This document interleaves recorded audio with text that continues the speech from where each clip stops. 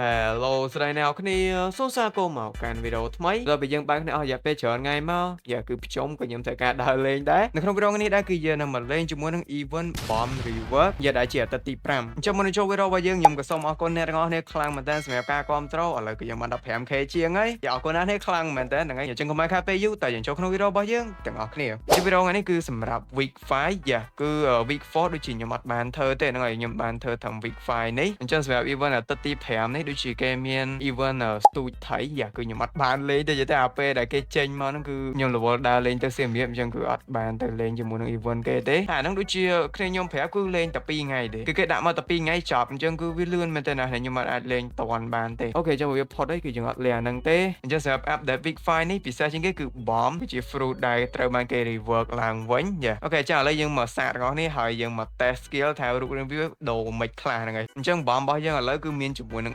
M1 ហ្នឹងហើយដើម្បីរៀងតិចទេណាដោយសារខ្ញុំអត់ app ទៅលើ fruit ទេបន្តមកអូខេបន្ត skill ទី1អូខេដល់មុនដែរហ្នឹងហើយមានដៃជុំវិញផ្គុំចាំផ្គុំឲ្យផ្ទុះយកមកគេទី2អូខេហើយមានបំទៅលើក្បាល enemy ដែរហ្នឹងហើយអានេះដូច skill ចាប់តោងចាប់តោង enemy ហើយដាក់ខុសបែកលើក្បាលហ្នឹងហើយគេ saucy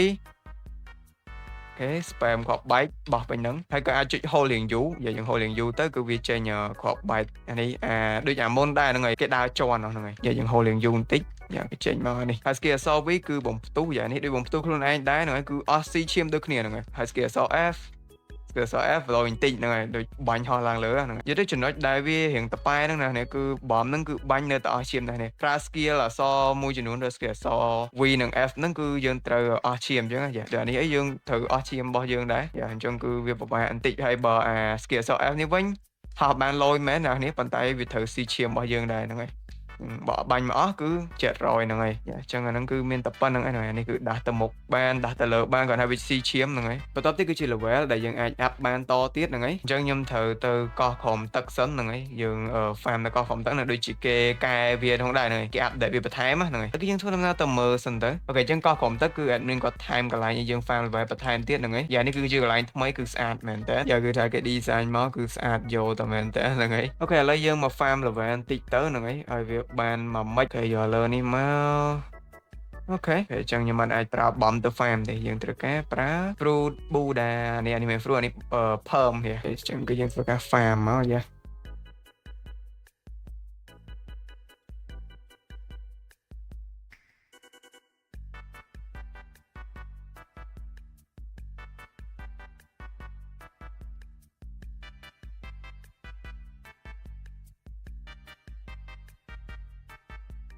អូខេមិនចេះពេល max level យើង up អានេះមកក៏អូខេអញ្ចឹងគ្រប់ level គេអូខេអញ្ចឹង level គឺយើងធ្វើរួចហើយបន្តទៀតគឺបន្តនឹង token ធ្វើម៉េចដើម្បីយើងទទួលបានជាមួយនឹង token អញ្ចឹងប្រហែល week មុនដូចជាអីគេយើងវាយ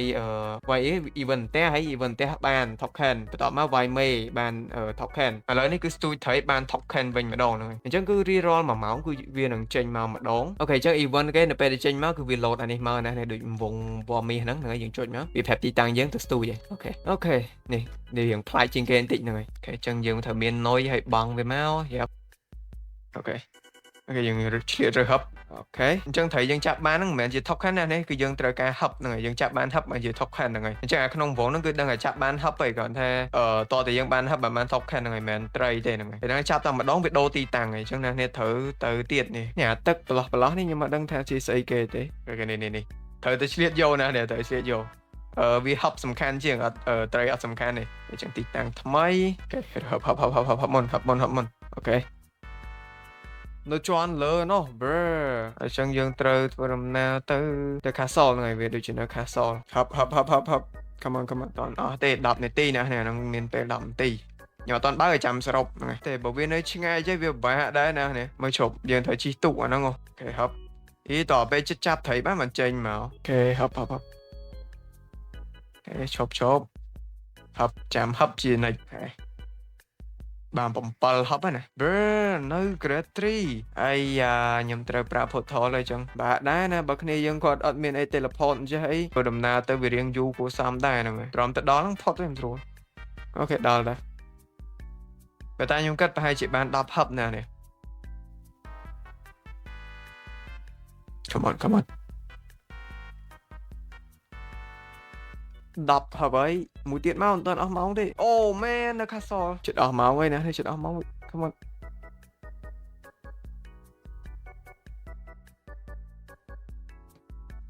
ផុតម៉ោងគេបាត់ហើយហ្នឹងអញ្ចឹងបើរៀងលឿនជាងនេះប្រហែលជាបាន12ណានេះហ្នឹងហើយយើងរៀងយឺតយ៉ាវពេកឥឡូវបានតែ11ទេអូខេចាឥឡូវយើងមកអ៊ុតហឹបទាំងអស់គ្នាមកហឹបយើងបានប៉ុន្មាន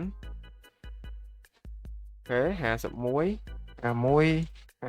អូខេបាន10ថេទេអានេះ49 54 come on 49 49ចំ49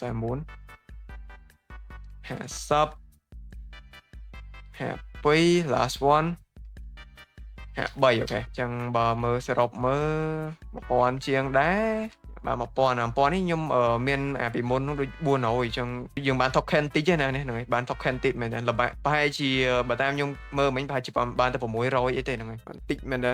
អូខេបំឥឡូវគេមាន skin ដែរហ្នឹងហើយអូខេអញ្ចឹងយើង random មក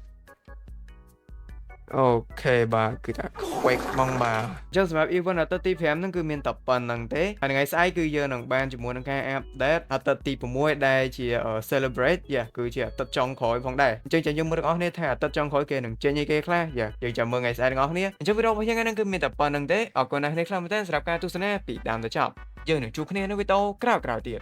បាយបាយ